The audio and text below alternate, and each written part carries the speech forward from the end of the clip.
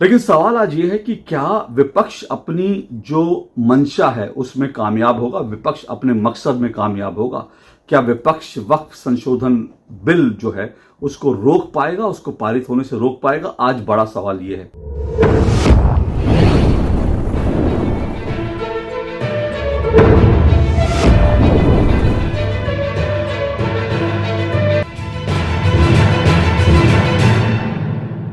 वक्फ board की मनमानियों या यूं कहें कि वक्फ बोर्ड की जो गुंडागर्दी है उसके अंत का समय धीरे धीरे नजदीक आ रहा है।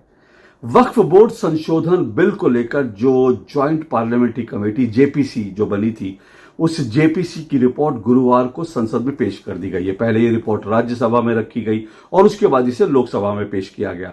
जैसी कि उम्मीद थी, पूरे विपक्ष ने इसके खिलाफ एकदम से मोर्चाबंदी कर ली है और पूरे विपक्ष ने राज्यसभा में हंगामा किया, फिर लोकसभा में हंगामा किया, वॉकआउट किया और संसद के बाहर जो है तमाम विपक्षी नेताओं ने जो है बड़े वीर बहादुर बनकर उन्होंने बयान बहादुर बनकर के उन्होंने बड़े बड़े बयान दिए कि हम इसको नहीं होने देंगे और जो है ये अत्याचार है और इस अत्याचार को सहन नहीं करेंगे, सरकार तानाशाही कर रही है, फलाना ढिमकाना, ये सब कुछ। और विपक्ष के जितने बयान है ना, वो अब सारे बयानों को नोट करना चाहिए। और मैं तो ये कहता हूं कि जो देश के हिंदू हैं उनको ये बयान भूलने नहीं चाहिए कि किस तरह से वक्फ बोर्ड जो किसी भी हिंदुओं की जमीन पर, किसी भी हिंदुओं के गांव पर, किसी भी हिंदुओं के मंदिर पर जाकर के दावा ठोक देता है कि ये हमारे मुगल कालीन जो है सल्तनत की जमीन है, ये हमारे मुगलों की जमीन है, ये गांव हमारे मुगलों का है, ये मुसलमानों का, वो मुसलमानों का है। इस तरह से करके वक्फ जो है अनियंत्रित तरीके से जो पूरे देश में जो है जिसने जमीनों के और कब्जे करने की एक मुहिम चला रखी थी, हिंदुओं से उनकी जमीन छीनने की, भारत पर जो है एक मिनी पाकिस्तान बनाने की जो पूरी कवायद शुरू कर रखी थी, उस वक्फ बोर्ड की मनमानियों के खिलाफ विपक्षी नेता किस तरह के बयान दे रहे हैं, ये भूलना नहीं चाहिए हिंदुओं को।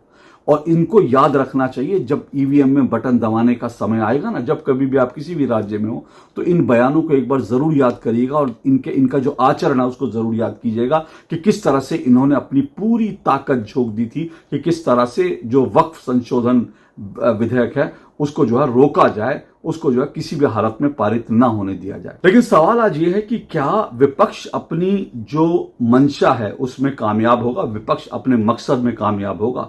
क्या विपक्ष वक्फ संशोधन बिल जो है उसको रोक पाएगा, उसको पारित होने से रोक पाएगा? आज बड़ा सवाल ये है।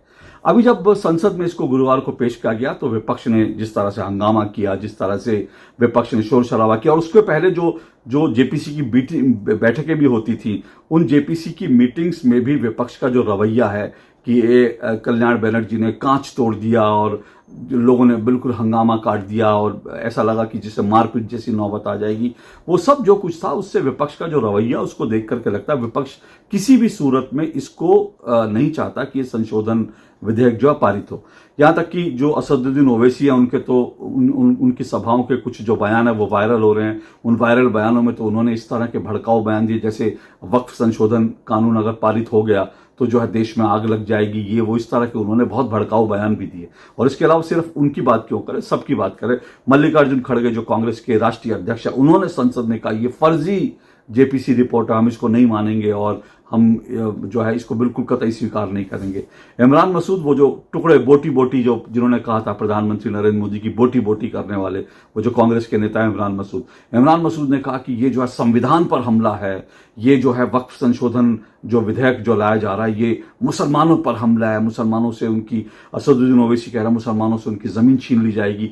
तो असदुद्दीन ओवैसी और इमरान मसूद की तो बात समझ में आती है, वो मुस्लिम है और जो कई मुस्लिम सांसद इस पर जो जिन्होंने लाइन ले रखी है वो तो समझ में आती है। लेकिन मल्लिकार्जुन खड़गे, सोचिए, कांग्रेस के राष्ट्रीय अध्यक्ष है, उनकी बात सुनिए। और संजय सिंह, आम आदमी पार्टी, अरविंद केजरीवाल, वही आम आदमी पार्टी के जो हनुमान चालीसा पढ़ते फिरते हैं, वो संजय सिंह जो है हनुमान भक्त बनते रहते हैं, अरविंद केजरीवाल के जो खुद को जो है हनुमान बताते हैं, वो संजय सिंह कह रहे हैं कि ये अगर आ गया तो इसके बाद जो है मुसलमानों से उनकी मस्जिदों की जमीन ले ली जाएगी और उसके बाद जो है गुरुद्वारों से, वो भड़का रहे हैं सबको, कह रहे हैं गुरुद्वारों से उनकी जमीन छीन ली जाएगी, फिर उसके बाद जो हिंदुओं से उनके मंदिरों की जमीन छीन ली जाएगी। अरे हिंदुओं के पास तो वैसे भी उनके अपने मंदिरों के अधिकार नहीं है, जबकि बाकी लोगों के पास हैं, तो वो तो कभी आपने मुद्दा नहीं उठाया। लेकिन आज वक्फ को लेकर के आप जिस तरह से हिंदुओं को और सिखों को भड़काने की कोशिश कर रहे हैं, वो अपने आप में उससे समझ में आता है कि कितनी निकृष्टतम राजनीति कर रहे हैं। और उससे भी बड़ी बात मैं कहता हूं, आम आदमी पार्टी का तो कोई वैचारिक आधार नहीं है, वो तो कभी भी कहीं भी चली जाती है।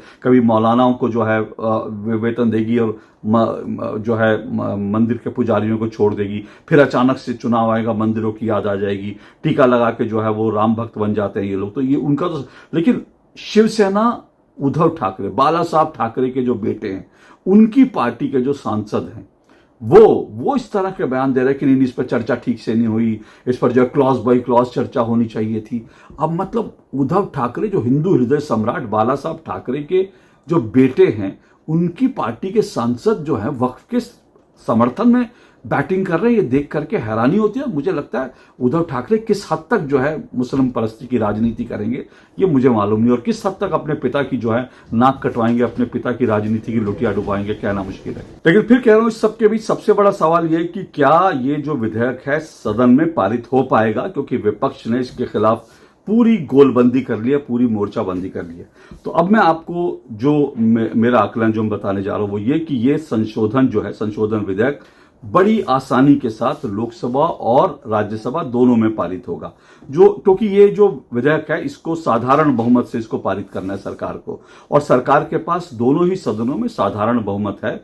और इसके अलावा सरकार के पास जो सहयोगी हैं, जो एनडीए के सहयोगी पार्टियां हैं, वो भी इस मुद्दे पर एकजुट हो गई हैं। हालांकि क्या हुआ था आपको अच्छी तरह से याद होगा, जब ये विधेयक आया था तो उस वक्त टीडीपी के जो चंद्रबाबू नायडू है, टीडीपी के एक जो उनके अल्पसंख्यक मोर्चे के जो नेता हैं, उन्होंने दिल्ली में मुसलमानों की एक भरी सभा में जो है ये कहा था कि इसको हम पारित नहीं होने देंगे, ऐसे वैसे। जेडीयू के कुछ नेताओं ने भी इसी तरह के बयान दिए थे। तो इस सबको देखकर विपक्ष को लगा था, और जो लोग चाहते थे कि वक्फ अपनी मनमानी करते रहे, उनको लगा था कि ये सरकार जो है इसमें नाकामयाब हो जाएगी। लेकिन अच्छी बात यह है कि जेडीयू और टीडीपी दोनों को सरकार ने अच्छी तरह से समझा दिया है, और दोनों के बल्कि सरकार की जो तमाम सहयोगी पार्टियां हैं वो इस मुद्दे पर, वक्फ संशोधन विधेयक बिल के मुद्दे पर सरकार के साथ खड़े हैं। तो ऐसे में सरकार के पास कोई मुश्किल नहीं आएगी इसको पारित कराने में। इसलिए मैंने शुरू में ही कहा कि अब जो वक्फ की मनमानियां हैं उसका जो अंत है वो नजदीक आ गया है।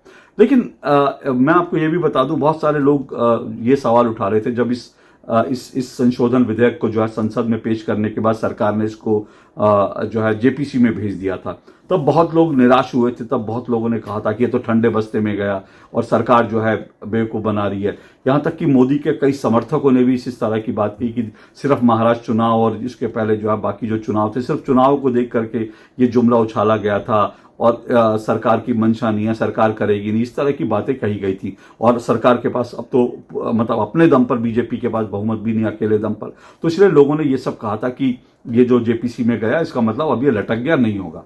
लेकिन आपको अच्छी तरह से याद होगा 11 अगस्त को मैंने वीडियो बनाया था, और आप जाएंगे मेरी टाइमलाइन पे जाके 11 अगस्त का वीडियो देखें, तो मैंने आपसे उस वक्त ये कहा था कि ये एक स्ट्रैटेजी के तहत किया गया है, और ये जो जेपीसी में ठंडे बस्ते में नहीं गया, बल्कि ये स्ट्रैटेजी के तहत। अब स्ट्रैटेजी क्या थी? स्ट्रैटेजी ये थी कि जेपीसी में डिस्कस होगा, तो समय मिलेगा तो देश भर में इस पर चर्चा होगी, बहस होगी, और जो जेपीसी है वो जो वक्फ बोर्ड है और जो वक्फ की वकालत करने वाले मुस्लिम नेता हैं और जो वक्फ की वकालत करने वाले विपक्षी नेता है वो और ज्यादा एक्सपोज होंगे।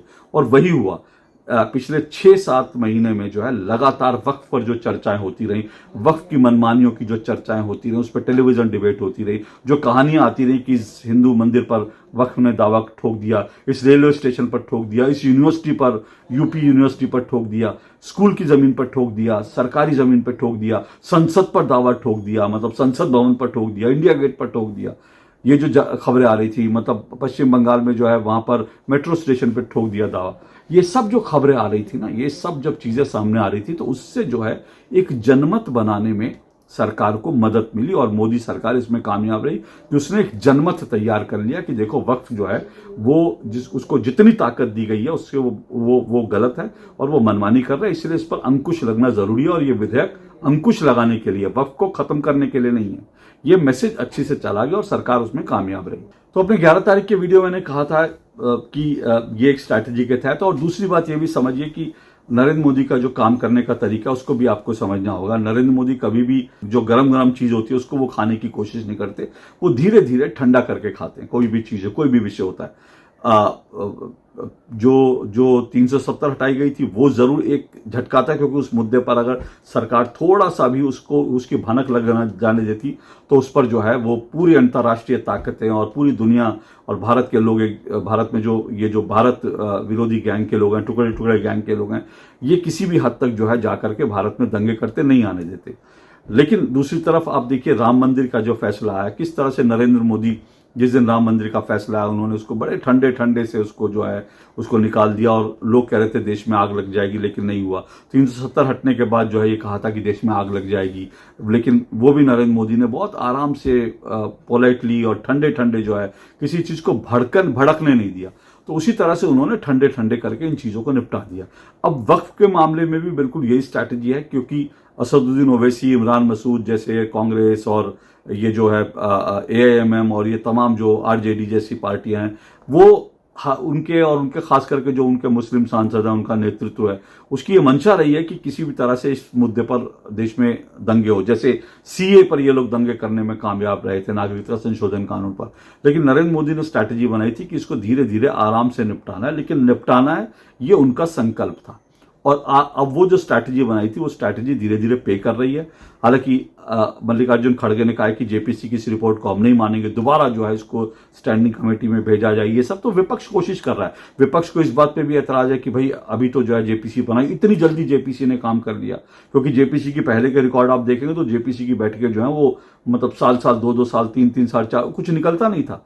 लेकिन सरकार ने एश्योर किया कि JPC की बैठकें जल्दी से जल्दी हो और उसके बाद ये विधेयक जो है संशोधन विधेयक जल्द से जल्द पारित हो।